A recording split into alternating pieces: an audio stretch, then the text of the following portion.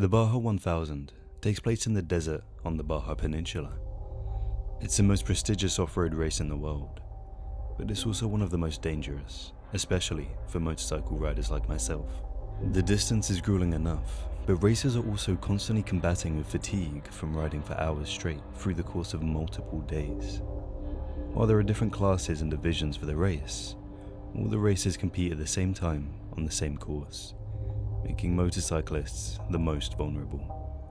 If the constant threat of being crushed by 2,000-ton vehicles wasn't enough, spectators will often intentionally interfere with the course by making steep ramps, obstacle courses, and even fire pits to cause havoc for the racers.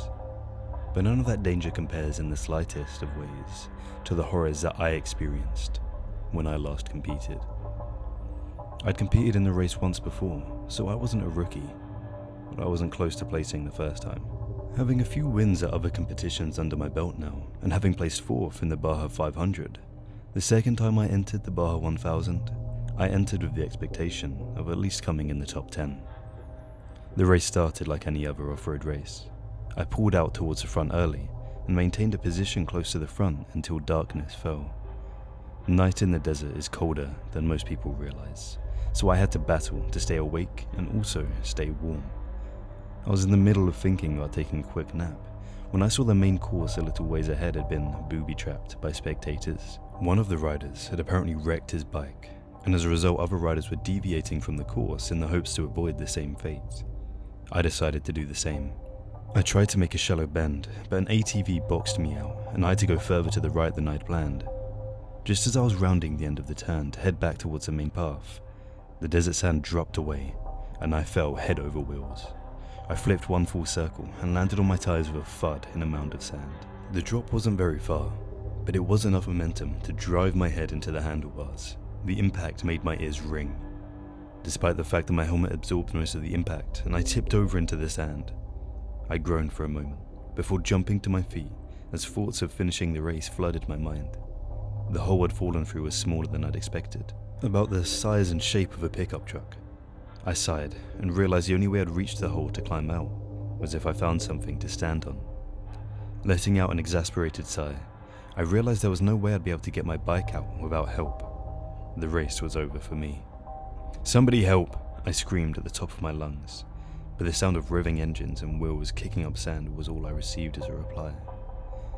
I pulled out my phone and used the flashlight to survey the hole I'd fallen through, realizing it was supported by some sort of chiseled stone. As I continued to examine the area, I realized I was looking at a ceiling.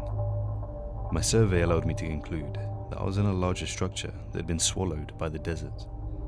The sand on the ground was at least a few feet deep, and the walls were covered with Aztec-like carvings and symbols. As far as I knew, the Aztecs hadn't lived on the Baja Peninsula, but I was no historian. In the distance, I saw 2 circles of light pointed at the wall. It was then I realized I wasn't alone. The 2 circles were headlights. Someone else had fallen through. I circumspectly headed towards the headlights, checking the ground for hazards. When I reached my destination, I discovered a trophy truck had indeed fallen into the hole. The vehicle had 3 large gashes along the passenger side, and the door had been ripped away. I initially assumed this had somehow happened during the crash, but when I saw a trail of blood leading from the driver's side, out the door, and away from the vehicle, my heart started to beat faster. As I moved away from the hole I'd fallen through, the area grew quieter and quieter. Pretty soon, I could barely hear the raspy breaths of someone or something else.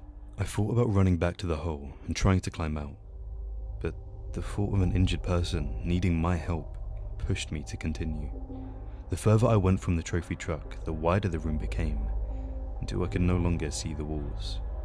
The breathing grew louder and raspier, as if sand had entered the person's or thing's lungs and was interfering with each breath. When I found the driver of the truck, I froze dead in my tracks. He was hoisted upside down above a stone platform, supported by one of his legs. The supporting leg had been forcibly wedged between 2 narrow stones, and it was obvious the leg would no longer be usable, even if I managed to free him. Directly below his head was a stone jar.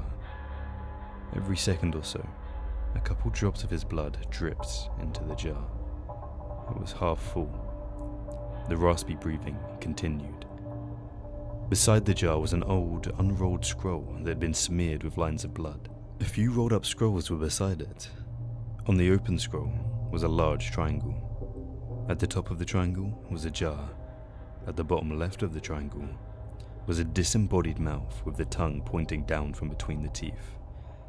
At the bottom right of the triangle was a man, with all his limbs bent outward. At the center of the triangle was a scorpion. I saw the upside down guy take a breath, and it put a rock in my gut. The breath sounded normal. The raspy breathing continued to reach my ears, and I turned my head to find the source. There on the ground, just a few feet away, half buried in the sand, was a human head. The one eye above the sand glared at me. Shocked at first, I did nothing, but the guy hoisted above the platform took another breath and I reached up to free him. My attempts to free the guy roused him from his dazed state, and he started screaming, looking up at his leg and screaming louder still. "Get me out of here, man," the guy said in between cries of agony, almost on cue with the end of his sentence. The half-buried head jerked up so that the entire head was above the sand. Both eyes glared at me now, and the mouth started to speak, freezing me in place. 10,000 gotas. The voice was as raspy as the breaths it had been taking, and each word expelled a cloud of dust from the mouth and nose. I stared blankly back at it. The head seemed to recognize my confusion, opening its mouth to speak again. 10,000 drops. As the last word came out, the head began to rise. The neck was exposed, and I expected a body to follow shortly thereafter. Instead, the neck just kept going. The head moved forwards a little, and I took a step back as the head and neck continued to extend towards the dangling guy. The neck finally stopped extending, and the torso pushed through the sand. It was identical to a normal human torso, except the arms bent backwards at the joint, and the legs did as well. When the creature was fully exposed, I could see that in place of the crotch was a large set of jaws, and situated on both the elbow and knee joints were large pincers. My mind instantly reminded me of the image of the scorpion at the center of the triangle. By now the dangling guy was sobbing hysterically, and I felt tears welling into my eyes as the thought of gruesomely dying crossed my mind as well. Still connected by slender, grotesque limbs of sorts, the pincers on both knees extended.